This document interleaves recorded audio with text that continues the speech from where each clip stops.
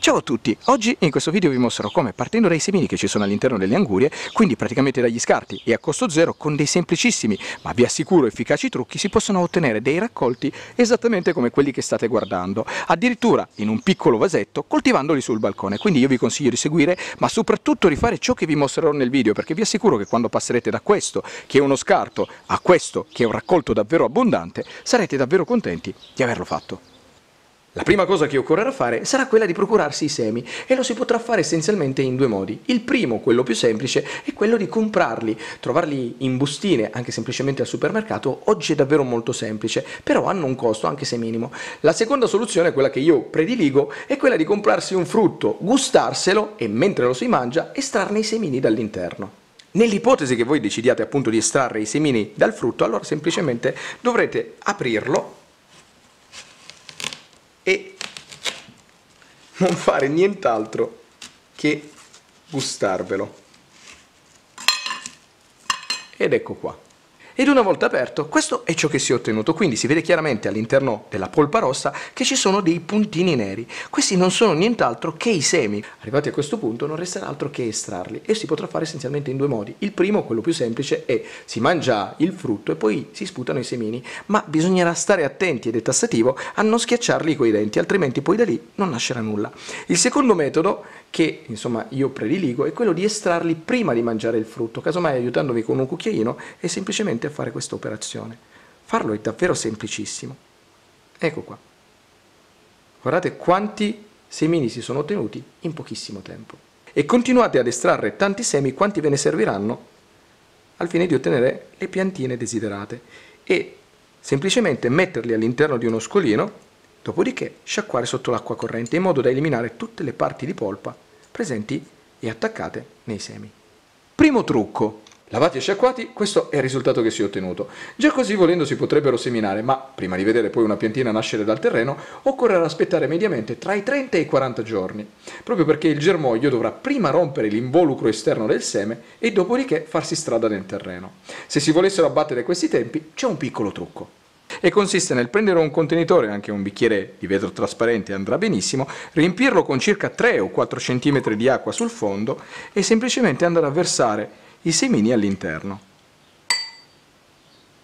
Non resterà altro che lasciare loro a mollo per 3 o 4 giorni in modo tale che la parte esterna, l'involucro del seme, insomma, si ammorbidisca, che il germoglio riesca a spaccarlo prima e di conseguenza, anziché aspettare i 40 giorni, dovrebbe nascere tra i 7 e i 10. Estratti i semi dall'acqua si potrà procedere con la semina vera e propria, quindi procurarsi un vaso che abbia un diametro di almeno 10 cm e riempirlo con del terreno che sia soffice ma soprattutto drenante e di buona qualità, e fare nel centro un foro di circa 3 cm, in questa maniera. Dopodiché prendere un semino ed andarlo semplicemente a fare cadere all'interno, in questo modo, così. Dopodiché coprire. Prendere un vaporizzatore e bagnare il tutto molto abbondantemente. Considerate che questa è una pianta che ama davvero moltissimo l'acqua, quindi le irrigazioni dovranno essere davvero tanto costanti, però teme i ristagni d'acqua, quindi tra un'irrigazione e l'altra dovrete fare sempre in modo che il terreno si asciughi. Trascorsi soltanto 10 giorni, riprendendo il tutto, si può notare che un qualcosa è già spuntato fuori dal terreno. C'è una piccola testolina che è formata dai cotiledoni, che sono le prime due foglioline che si creano quando nasce un germoglio, che sta cercando di venire fuori, quindi direi che davvero tutto sta procedendo in maniera assolutamente perfetta. Dopo meno di 4 ore, andando a riprendere il tutto, guardate un po', la testolina è completamente uscita fuori dal terreno. E dopo 8 ore le prime due foglioline si sono aperte, quindi adesso non resterà altro che aspettare che dall'interno di queste si formi il primo germoglio, proprio qui.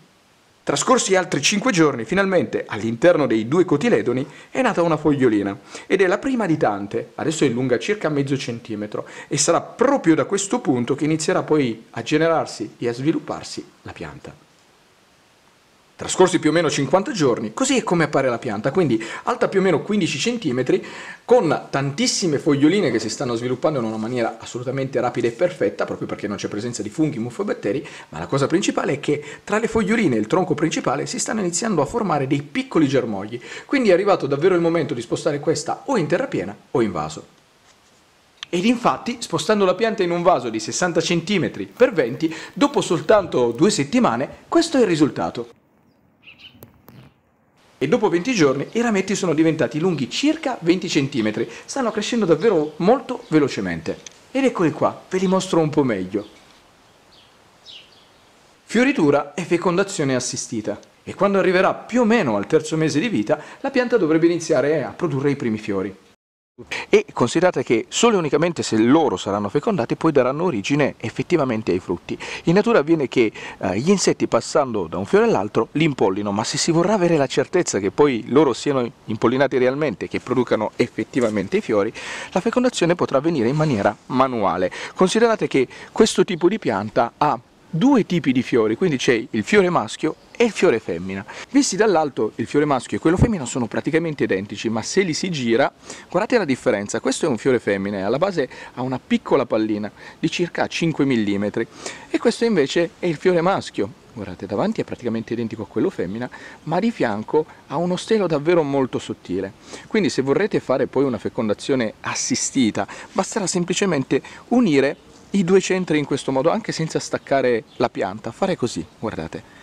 Quindi il centro è questo, andarlo a unire col centro del fiore maschio e il fiore femmina, in questa maniera, in modo che i 2 centri si tocchino e il polline del maschio vada a finire in quello della femmina, così, e la fecondazione dovrebbe essere avvenuta. Sviluppo e crescita dei frutti. E se tutto andrà come si spera, nel giro di pochi giorni alla base del fiore si formerà proprio lui, il frutto. E da quando comincerà a svilupparsi il frutto, nell'arco di circa 2 giorni inizieranno a cadere i petali, lasciando soltanto il frutto vero e proprio. E trascorsi più o meno 10 giorni, il frutto dovrebbe diventare circa 3 cm di lunghezza e assumere già l'aspetto di quando poi sarà adulto.